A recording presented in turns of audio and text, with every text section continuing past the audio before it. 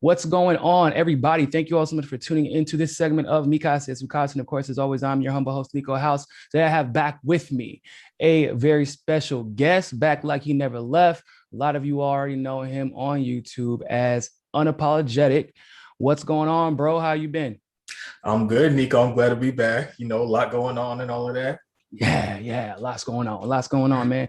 And interestingly enough, I feel like it's come full circle considering we were kind of the ones who started warning people a little bit about the direction the squad looked like they were heading in. And we took a lot of heat for that, man.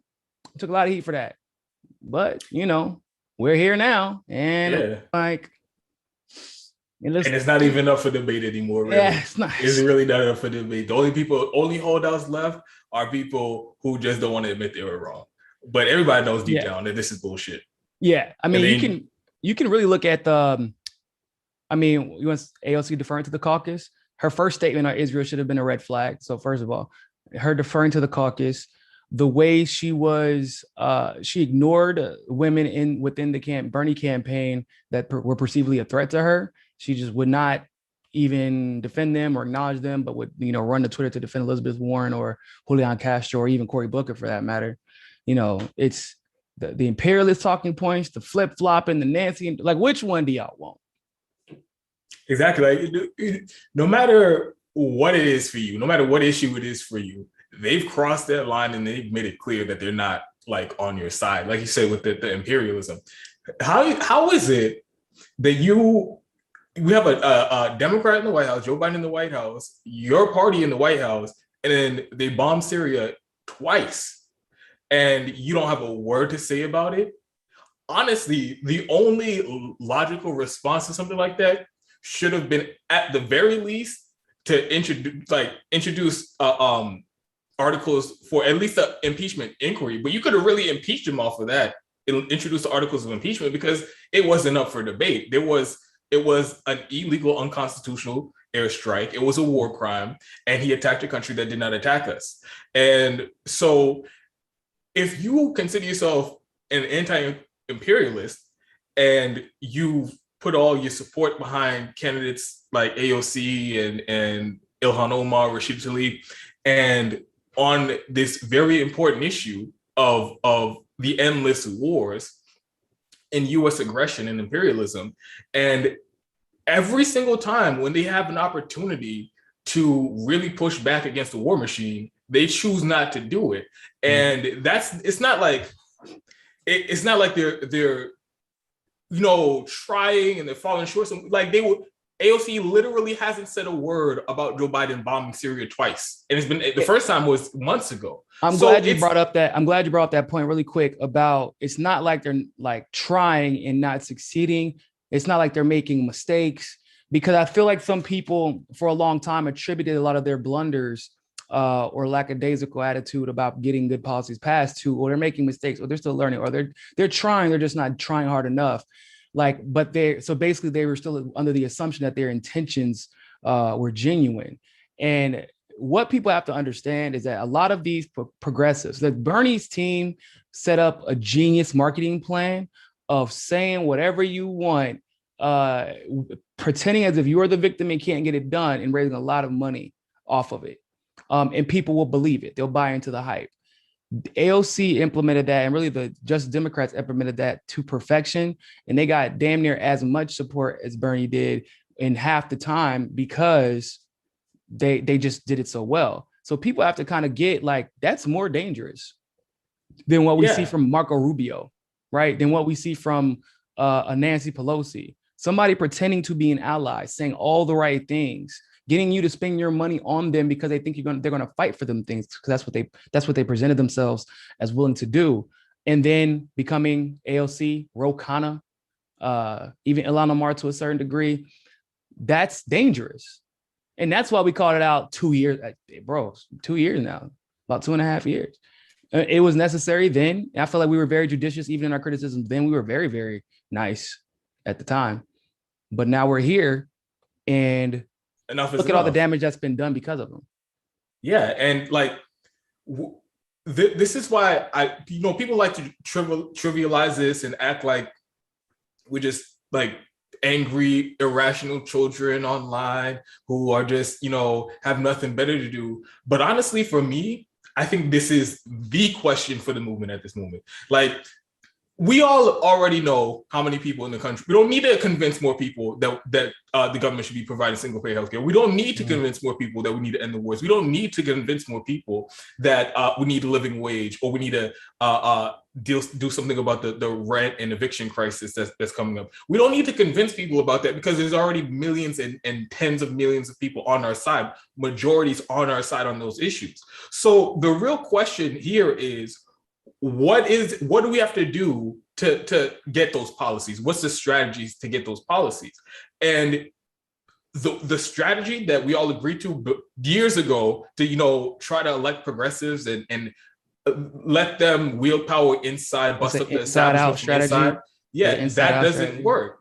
So if like, that's why the focus for me right now is, what is the obstacles from us achieving those policy goals? Because, like I said, I don't need to convince more people about Medicare for all. What is the reason why we don't have it? What is the reason why we can't make any advancements on it right now? And largely, if looking over this objectively, the biggest reason is not because people fighting online. It's not because whatever bullshit reason people want to come up with. It's because the people with the most power and the most influence in the movement are kneecapping the movement and driving us into a ditch at every turn. And until we deal with that, we can't do anything. So that you can keep doing all the. I was going to say that brings up a good point about Paula Jean going on Jimmy Dore's show and basically blasting AOC.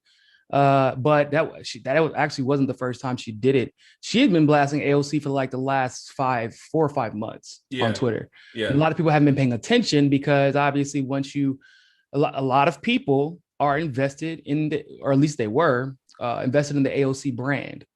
A lot of people, even if they didn't like her. And I'm telling you, I'm not telling you what I think, I'm telling you what I know. I know people who didn't like her who are still defending her because their brands were wrapped around it and her success. And even if they decided they're not going to support her anymore, they damn sure weren't going to come out and attack her or support anybody, because they were that terrified that their bottom line would be affected. And they didn't want to do the honest and genuine work of just challenging her and holding her basic accountability that you would ask. Or those same people would, I don't know, during the election hold a standard that they would hold Tulsi to, right? They would hold any of Tulsi surrogates or supporters to. They would hold, basically nobody else. So they would hold Tulsi to that standard, but, not AOC, not Bernie even. And you're right. It's damaged the movement. And now we can't just, I'm all about solutions, don't get me wrong, but like solutions, in my opinion, are problem solving, right? In order to find the correct solution, you have to actually identify and target the correct problem.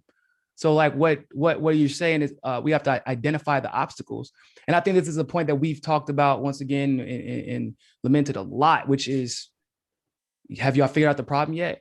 It's those Republicans. Well, that's part of it. Okay. Now also, and it's just them. That's it. Or it's just the Nancy Pelosi, like the most obvious neoliberals. Like, okay, so why is it that when this progressive piece of legislation got introduced, we didn't see any of those progressives voting yes on it, pressuring their fellow congressmen and congresswomen? Why didn't we see that? And it's like the first time, okay. Second time, it's looking a little weird. We're on like 25, 30, 40 pieces of legislation where somebody progressive, maybe an independent minded, or somebody like Justin Amash or Thomas Massey will introduce something and nothing. And then when we got that little bullshit ass piece of legislation where they tried to say it was a COVID relief bill, remember? And it turned out to be military appropriations. And AOC, Elon, everybody except for Thomas Massey, Tulsi Gabbard, and Justin Amash, they voted on the bill they did not read. That was stunning. Bernie too. It was, everybody. It was literally almost everybody, whether you like them or not, except for those 3 people. Tulsi wasn't there for it, but she would have voted against it. No. Actually, no, she was there for that one. Yeah, because I think that was the last. She was the first one to come out, like, I'm not voting for a bill that we haven't read, and it's just a bunch of military spending anyway. Yeah. So that's ridiculous, though. That is insane to me that we have to have this conversation about whether or not they're even competent enough to do the fucking job. You don't even gotta trust them. Like, trusting or not trusting at that point is irrelevant. It's like, are these people even competent? Do they even care? And when you go in there and read, for you shut the whole country down because of how important this situation was. But you couldn't take the time to get this bill read, flushed out, and done right to make sure that the right funds are going to the right people at the right time. So you give a bunch of money to the military, industrial complex, and corporations. You couldn't take the time to do that. It wasn't that important. So it wasn't that important for y'all to shut us down, is what you're telling us. If it wasn't important enough to give us support for it, it wasn't important enough, in my opinion, for us to shut down. That's how I feel about it. Which I know some people are like, well, hold on. You trying to say it wasn't important? I don't know. Ask AOC. Clearly, there are, of course, a bunch of other obstacles, like you said, the Republicans. Okay, we all get it. Republicans bad. Or the corporate Democrats. We all get the corporate Democrats are bad. But even with all of that, even with the way that the political system's rigged, even with the oligarchy, the corporatocracy that we live in, even with all of that, the movement and the grassroots organizing and the populist movement that's bubbling up right now, we have enough power and influence to actually challenge the establishment and make some substantive wins. And so you have to ask why that isn't happening. It's not the Republicans' fault. It's the people, like you said, the leaders of the movement. And if they, like you said, with the stimulus bill, at every single opportunity that they have to fight, they choose not to fight. And these aren't regular times. These are defining moments. These are moments that are set in the course of history for the next 20, 30, 40, 50 years. And the amount of leverage that they have in this moment and the amount of public support behind the policies that they claim to have, and they still choose not to fight even a little bit. I really don't even know what the conversation here is. Like, they're not on our side. Or they straight up lie to you. They straight up lie. And you have Bernie march out and say, we cut child poverty in half, bro. That was disgusting. It is. And about it. But Jimmy Dore was probably the only person who did a video on this about that whole stat about the cutting child poverty in half. So I think it was. I did a video about it. I covered it too, but there wasn't a lot of people that covered it, man. But I was heated. That was a bunch.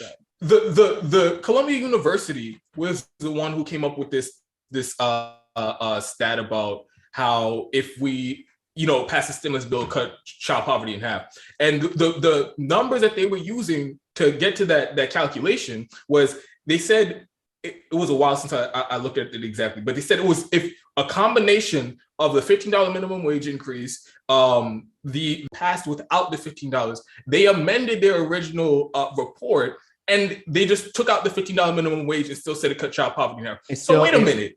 Mm-hmm. If the $15 minimum wage is going to raise wages for tens of millions, I think it was over 100 million people in this country. Yeah, in the country, yeah. And you just take that policy out, that's a huge chunk.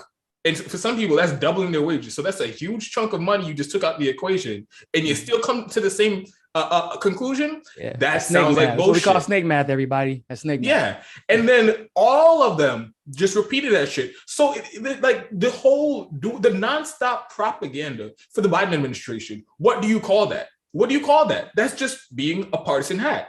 And if you're going to go along with if you're going to play with the neoliberals, you're going to defend them, and you're going to tell everybody they're doing an amazing job. And again, all while you're providing no pushback and no real adversarial, no confrontational approach to advance our policy agenda. Well, it looks like you sided with the neoliberal. So I'm going to call you a fucking neoliberal. And yeah, what you think? So like, it's just,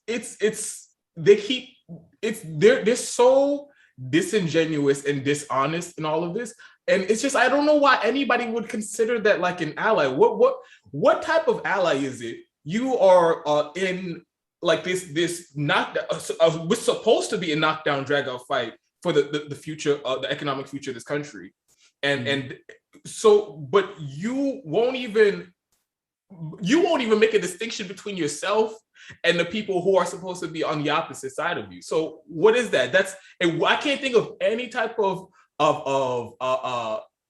competition or you talking? I can't think of any type of sport or competitive anything where it's like, hey man, we gonna win by being exactly like the other team and getting the tie every time. That's how we're gonna bring home the championship. I'm gonna make buckets for the other team, and then trust me, we're gonna win. Like that makes no sense. That makes no sense. It does, and I'm glad you brought the propaganda aspect because,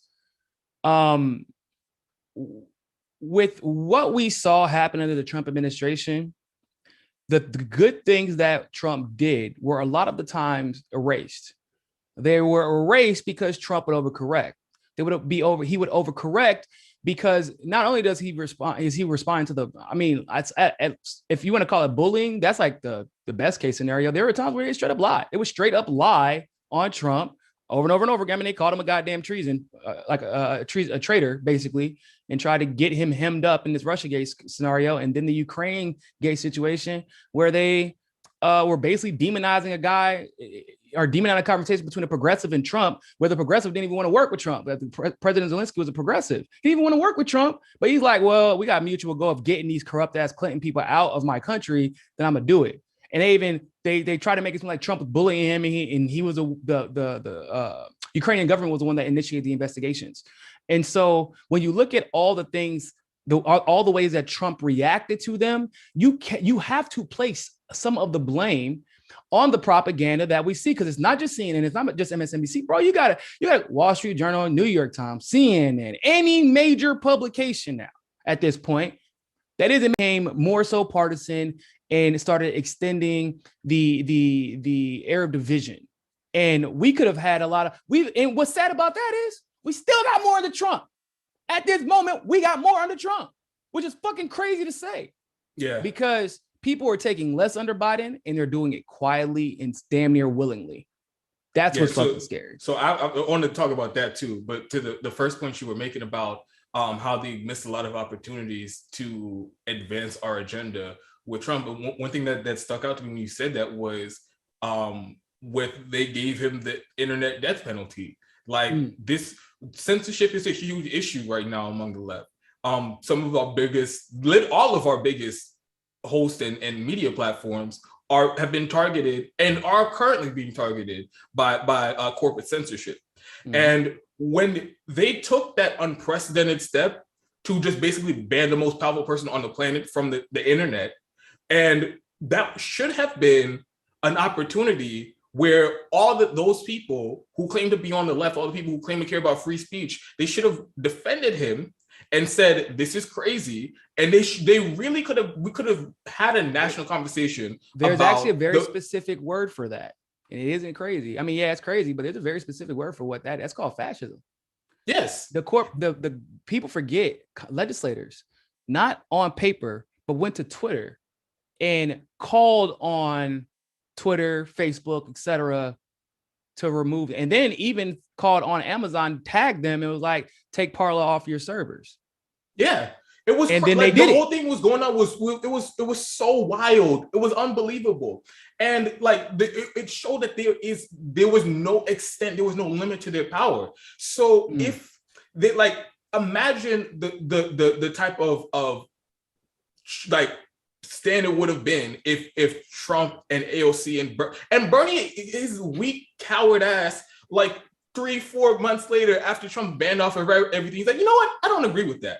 After the whole shit is dead and after nobody's like, after he went on Twitter and demanded it. Yeah, so it's like all of this shit is like you guys are again another missed opportunity. I can't think of another a bigger stage to have this fight. Really? Because I thought force the vote would have been maybe a little bit of a step above. Because no, that's for Medicare for all. But in terms of censorship, I can't think of a bigger stage. Oh no, you're correct. To actually take a stand against the corporate censorship. We could have been unified.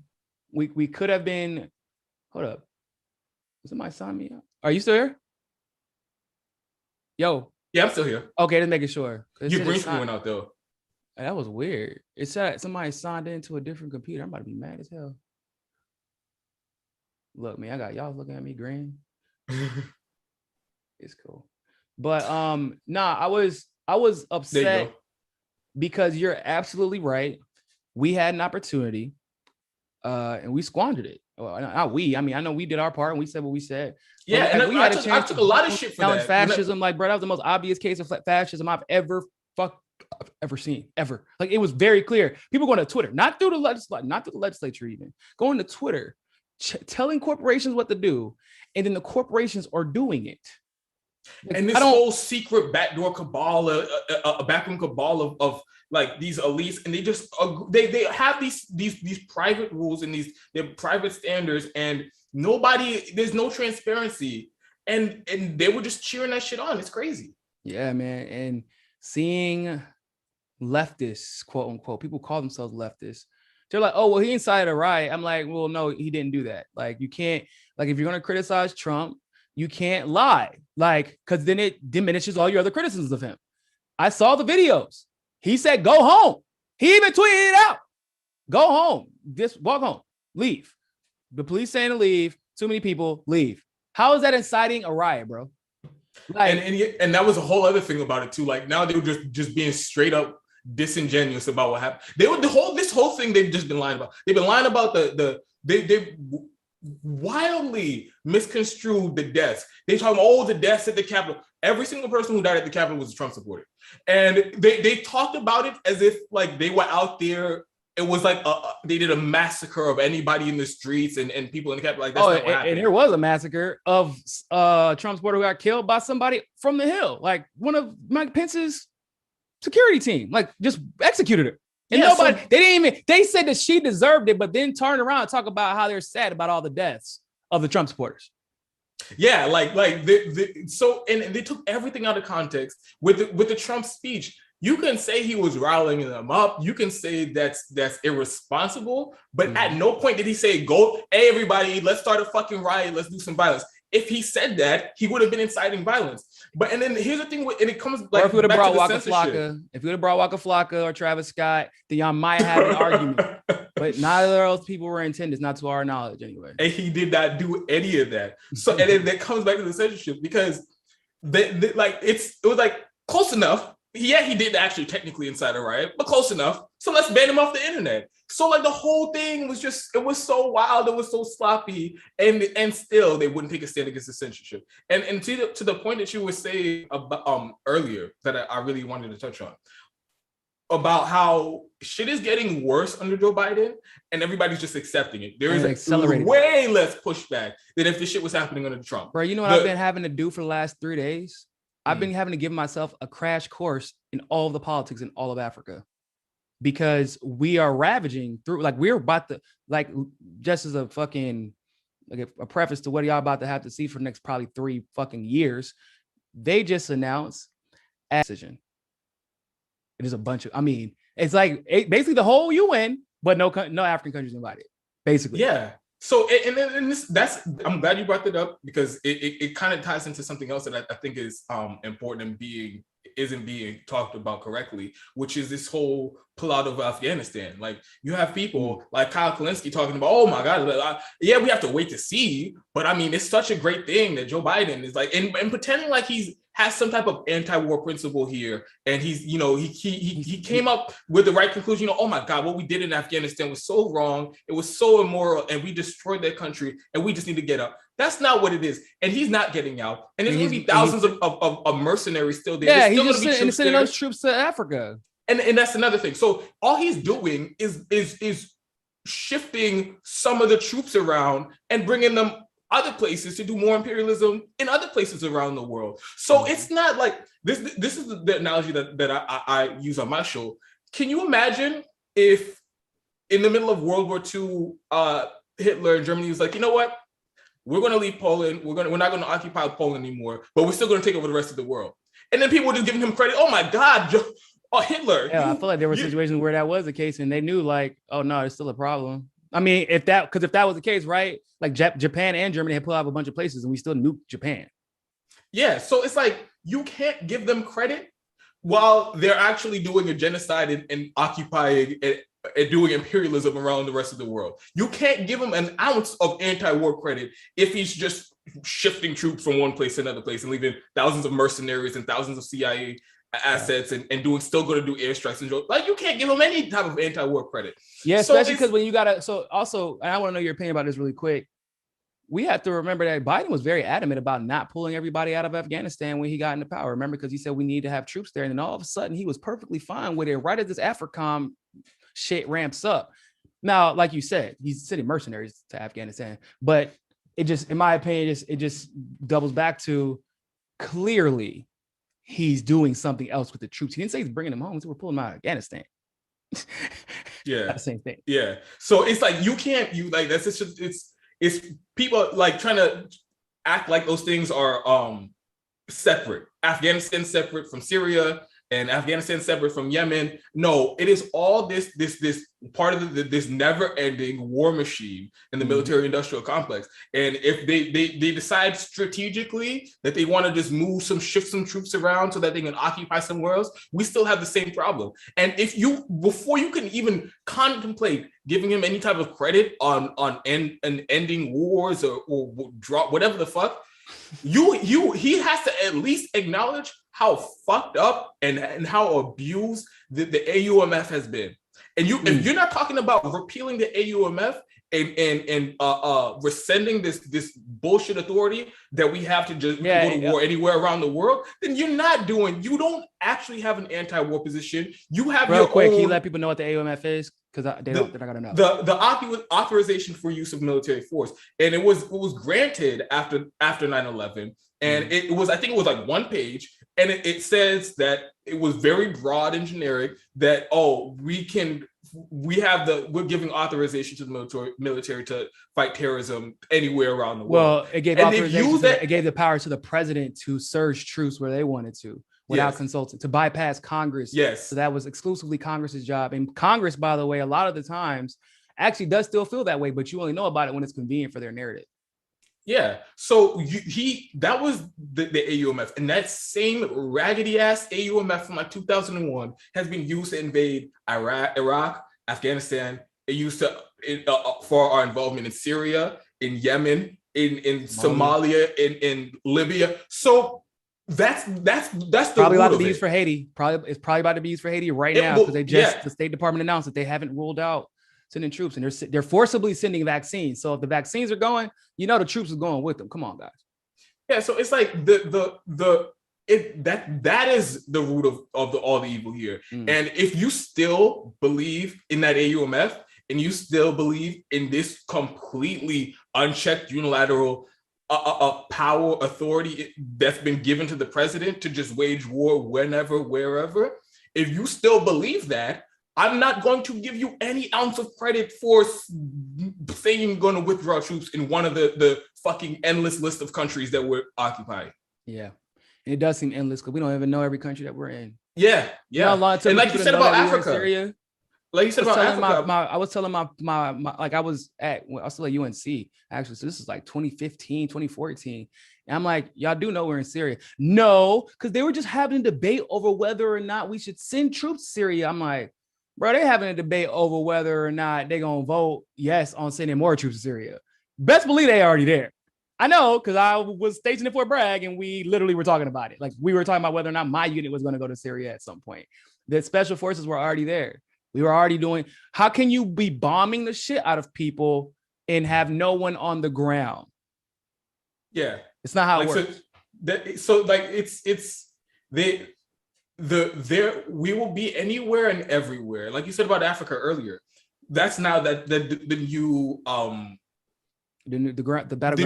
battleground for the war on terror. Now it's they're still trying to overthrow Bashar al-Assad of Syria, but they aren't going as hard as they were before, and they are still occupying and still doing bombings in Iraq and Afghanistan, but they aren't going as hard as they were before. So what are they doing now? They're trying to they'll never leave. They will never leave the Middle East. They only wanted that to be destabilized, though, right? They've destroyed Syria. They'll make sure it's destabilized, and that's exactly what it is. And now their focus is in Africa, because Africa is stabilizing. There have people like a lot of these countries that you may not have been able to walk through in a lot of areas. Like they were getting better.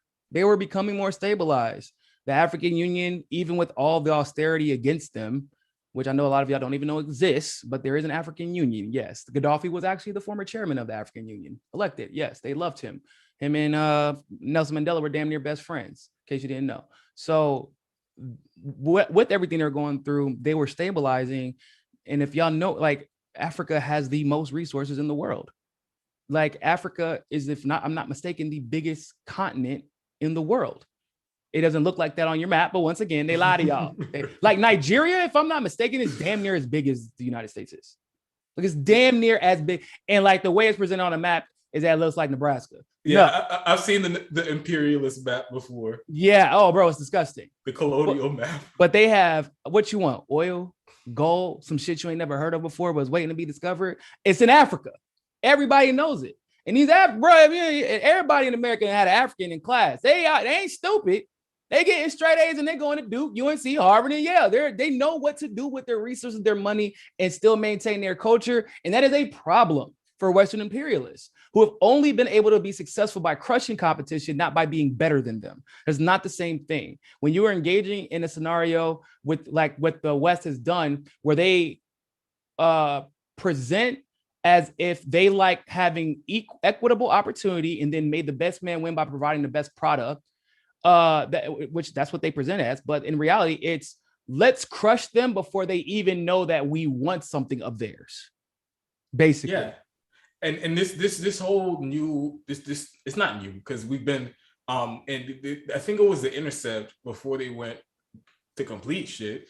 They did that bombshell article about the shadow war in Africa years ago, and yes, that was a while ago. About how the dozens of countries and how there are more troops active in Africa than anywhere else around the world, like or more operations happening in Africa than anywhere around the world. And it's like this is just the newest iteration, the newest evolution of the colonialism that's been going on in Africa since it was discovered by the original colonialists. Yeah. So it's gross, and it's what I mean. We're already seeing the devastation and how we propping up terrorists and jihadist groups in Africa, just like we did in Libya got overthrown. People don't know that. Middle East, and it's just it's gross to see how we subject these people around the world to these terrible conditions for no other purpose than to serve the military industrial complex and to serve the corporations who profit from stealing natural resources and profit from selling weapons and military equipment and all that stuff. So I want to say though, helping the military industrial complex in this particular case is a byproduct. At the Western Empire's core, it is about making sure that Africa never recognizes or realizes its potential. The military industrial complex benefits from that. That's how you get them to participate without questioning it. The corporations obviously profit from it. That's why you get them to spend their money and use their resources to and get people almost about like the Green New Deal. What we saw all these, like we were telling people about, like, yo, y'all know this is a problem, right? This is going to lead to a lot of bad shit. The way that it was being presented, which is the fourth industrial is going to basically kick off the fourth industrial revolution, and Black people don't get benefited from that. We get hosed effectively. It's already started in some ways. When you are looking at the systematic at this point assassination of multiple African leaders over the last few years, hell, the last few months, there was an assassination attempt in Mali the other day, like 2 days ago. I'm like, bro, that's like what, 5 or 6? And then, I mean, once again, you can just look at Venezuela. They tried to assassinate Maduro like a month ago again. So it's really about shutting, and that's what's kind of scary, I guess, is because it's like, will Africa ever have peace without them unifying with basically the Middle East? I feel like that's what it's going to take. It's going to take a lot of those Arab nations to unify like they were doing with Gaddafi. And it's going to take a lot of those West African nations who try to stay out of it because, for various reasons, some of it in being directly, unfortunately, connected to racism. But Egypt and Morocco are going to suffer just like Libya and Chad, Somalia, and Sudan by the end of this. If you're going to be perceived as competition, the West is coming for you. That's including in your own country, in the United States, people. I just need y'all to know that. Yeah, and I think that is necessary, and I think that it is required. This sort of unity between like the African nations and the Middle East. But honestly, I think it would just, if that would have happened, I think it would just pose a bigger challenge for the war machine. It wouldn't make them back down. So I think, I think it would. I think it would. That's why, I mean, because I'm sure you've heard like about the theory. Well, actually, apparently it wasn't a theory because there was an interview about it, but Gaddafi was going to create an Arab Union.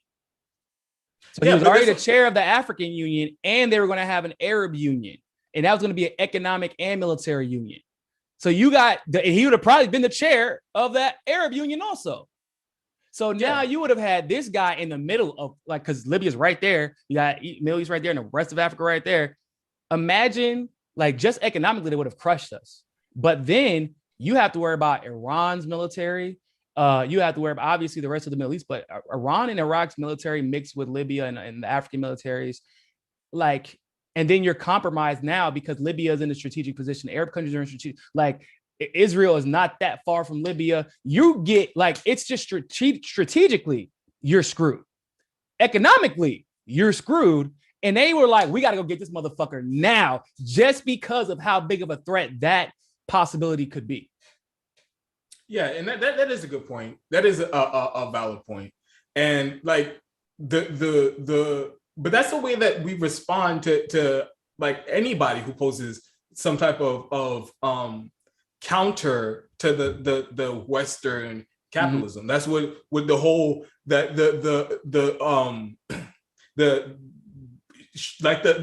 war that we've been waging, economic warfare we've been waging against Cuba for the last 60 years. It's because, one, they bucked the U.S. Dictatorship, the Batista dictatorship, and they overthrew that. And so part of the like our like balls to the wall campaign against Cuba is retaliation, and then part of it is their government is proposing another way, of an entirely different way of running a country, where the government has there's more central planning, and the government is more responsive to the people and has more of a role. The number one responsibility providing is for the people. For corporations. So what I've noticed is nowhere around the world will the U.S. allow that. They're not. But the difference is, so we obviously handle the same situation the same way, like where if you got to go, you got to go. However, it is the amplification of certain figures into the spotlight that lets you know how much of a threat they are. Because when we assassinated, for example, Maurice Bishop in Grenada, that kind of happened, kind of quietly. Like, some people knew who he was if you were in the Caribbean or in Central South America, but they didn't know. Most people don't know about that because he was a threat to maybe our interest in the Caribbean, but that's where it was going to, from the US's perspective, that's where it's going to stop. Gaddafi had to be a very unique threat, because I don't think that we like just we're so persistent about taking down somebody that we called a dictator, bro. Because you're talking about, I don't know how old you are, but we were in Libya trying to overthrow Gaddafi since I was in elementary school. That people don't know that. I only know that because I was in Fort Bragg when it was happening, and I had family members who were special forces. Like, they would come back with rugs from Libya, money from Libya, like dinars. I'm like, this is weird. I don't know why. Where you got this African shit from? Oh, from a place called Libya. I'm like, oh, what's that? And then, they would give you some feel-good story about how they were over there saving everybody. No, that's not what they were doing. They were there to basically take out Gaddafi, and Gaddafi was better than the U.S. at a straight-up fight. So they overthrew and installed somebody in Chad, had him bring over terrorists, had those terrorists go into Libya because they border each other. And every time Gaddafi would fight back, they would say he was killing his own people. And then you got enough support behind an awareness, quote unquote, behind taking down Gaddafi, that it became possible and everybody was okay with it, and no one questioned it subsequently, which is not necessarily the case with some situations, because they haven't done enough or became a big enough threat for people to see certain assassinations justified, and it could be a lot of backlash. Gaddafi was a clear threat, and they went out of their way to set the stage for his assassination. And I feel like the level of awareness that has grown about somebody the U.S. is trying to take out is how you know just how effective they were probably going to be in doing some damage to the empire's interests. So go ahead. I'll let you get the last thought. Yeah. So, and the way that you framed that was good, because like it shows the intent behind it. Like, because people think that, these wars and these endless occupations, we're just bumbling our way through it, and it just whoops, it happened. Like these are very deliberate things. Like with Cuba, we've sanctioned the shit out of them and blockaded the country, and they're in economic crisis because we're waging economic warfare. That bad, bro. What do you mean? They're not even that bad. They do those things intentionally to try to like build up the justification for a further military intervention, and it's like the same thing plays out. It's like it's never just like it popped out of nowhere. It's always deliberate, and it's like the same thing in Syria. We destabilized Iraq, and then the Ba'athist government joined the jihadists, and they formed ISIS or whatever. So now they're roaming around Syria, and then we give them money and we give them more weapons. And what do you know? We have to get involved in Syria to fight ISIS, is what they told everybody. And it's like these people are so nefarious and so insidious, and it really like, and the fact that people, especially like to bring it all home, like the people who like AOC and Ilhan Omar, who claim to be anti-imperialist, but they're really not. They are different versions of imperialists. Like they really want to pretend like, Joe Biden, we just have to talk to Joe Biden. Maybe he just doesn't know. Like, no. Hell, are they doing that now? Are they even doing that anymore? I know they used to be like that. No. And like all the people around them, like they've made a career off of starting wars, instigating wars, and then running the occupation, and then as soon as they get out, make a bunch of money off of it. Like this whole thing, you want to talk about a group, you want to talk about an intentional strategy to enforce imperialism. Like this whole, it is so elaborate and it's so intentional, and that's one thing I want people to understand. Like when it comes to these people, they aren't like good people making bad decisions. Like they're doing some real nefarious shit around the world. Yeah, man. And like people need to actually frame the discussion that way. Like Joe Biden isn't a good guy who just needs some talking to. He's a fucking war criminal who has spent 40 years starting wars all over the world, responsible for endless death and destruction. And then that's not even including all the intentional destructive economic policies, waging economic warfare against people in this country too. So like these people these are bad fucking people. If there were bad people on the planet, these are bad fucking people. These are the baddest muff.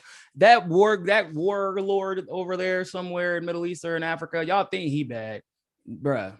They got nothing on the Bidens, the Hillarys, the Bill Clintons.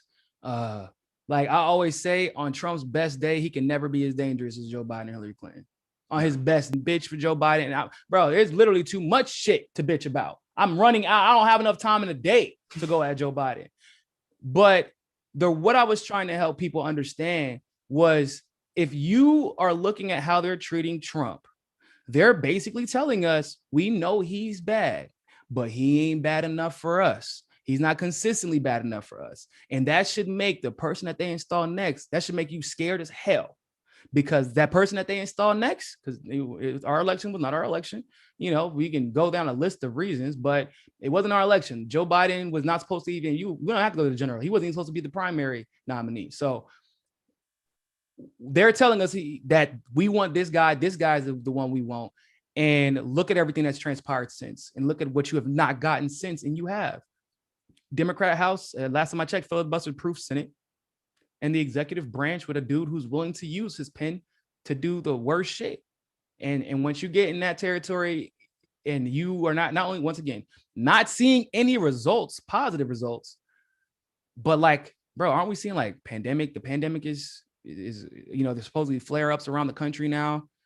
Just coincidentally enough, everybody in the places where they have the most vaccinations, they're having these big flare-ups too. I don't know why. I'm not saying those two things are correlated. I'm just saying there might be, is what I'm saying. But that's a different conversation for a different day. Honestly, I want to have we have to have a whole conversation. That's a rock band conversation. That's a rock band. A whole conversation about the way that they are pushing the vaccines as if there's nothing else that can be done to contain the virus, as if other countries around the world didn't contain the virus before there was a vaccine. Like so the censorship around anybody criticizing the vaccine, the lies from the Fauci and the entire health community, international health community. There's so much to be said about COVID. We do have to have a whole conversation about that. I tell people all the time, like, yo, I'm like a firm believer in your body, your choice. Because, you know, you have to do what's best for you in your situation. And I get it. Like, everybody, social contract, you make a decision and you have to just kind of live with it sometimes. And I get that. I really do. But at the same time, I know that even a lot of those people still want to hear the truth, right? Yeah. They still want to know, because they still want to tell their friends. They still want to be educated. They still want to protect their family, because somebody our age might take the L. And it's like, yeah, but that's because it's me and I got to go on about my business because it may not be settled and this job tells me da-da-da. But I don't want my grandmother taking this. I don't want my father taking this. I don't want X, Y, and Z taking it. So I get that debate, but like, that shouldn't stop anybody from seeking truth. And the damn sure people criticizing the vaccine full stop. Everything that came from the government is worth criticizing and being objectively scrutinizing. Especially remove everything else that they lied about this entire pandemic. They've lied every single step of the way. They've lied about they lied about where it came from. They might have been responsible from where it came from. They lied about how to test correctly for it. They lied about everything. And then now the vaccine comes out, everybody says, just put it in your arm, and if you don't put it in your arm, you're an idiot. What the fuck? What the fuck? And what's hilarious about the numbers to me is like, so when they came out and said, the CDC came out like, y'all, man, we've been accidentally telling y'all the wrong methodology to test this whole time, man. Our bad. So you go look at the numbers on the page, you're like, hold on. So why ain't none of these numbers changing? And I wait like a week. I'm like, so we just add into the numbers that we already said were created off a wrong test. So we changing any of these policies that were created because of these wrong tests. That's another thing. Like, all of these, and especially the CDC, no fucking credibility. They were just making shit up. They would say, oh, you have to be 6 feet apart. They would say 6 feet apart. A week later, maybe 3 feet apart. And high school after school programs more proficient and efficient in doing what the hell they do than the CDC. Like, not even so like, really, it's crazy that the I know we have to end it, but the entire health community, I feel like they have no credibility, because how wrong they were, and not just wrong, how they lied and misled the public. It's not like a small thing that you can gloss over and be like, it's a mulligan. You messed up this time, but I can trust you that no. And it causes to question everything. A lot of it was intentional. You could tell. Like, it's like you knew when they pushed that bullshit in the landslip where it was demonizing hydroxychloroquine. I was reading the study. I'm like, this doesn't make any sense. Do people realize that this study is claiming people died during their trials? Like, shouldn't we be, like, asking who these people were that died all of a sudden? Because this is a big fucking deal. If the standard, your burden of proof is people died taking hydroxychloroquine, and so therefore getting COVID might be worth the chance instead. Like, that's a pretty huge burden of proof you're putting on yourself. That's why the study couldn't be replicated, because you can't replicate people just dying when they weren't dying. That's why. So they knew that before. And they still pushed that, and it got retracted, but they said that part quietly and then said the bullshit out loud. And that's what they always do. Yeah. All right, man. Let everybody know where they can find you at and where they can follow you. You can find me at YouTube. Just put in Unapologetic. Or you could, if you want to type in the whole URL, youtube.com/unapologetic. You can find me on Twitter at unapologetic.yt. Patreon, Unapologetic, and the number 0. So incredibly grateful for you having me on, Niko, to speak with your audience. And it was great as always. We always have a great conversation. Anytime I talk to anybody from your network, it's a great conversation. So oh man, yeah, dog. We miss you, man. We know you've been handling business, but I've been like, damn. I was gone too.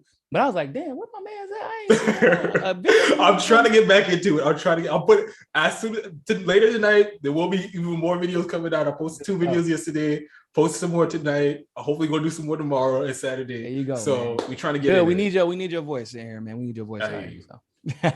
All right, bro. I'll talk to you soon, man. For everybody else, thank you all so much for tuning into this segment of Mika Says Casa. Make sure to go follow my man and Unapologetic on YouTube and Unapologetic YT on Twitter. But more than anything else, always remember, find your balance. Peace.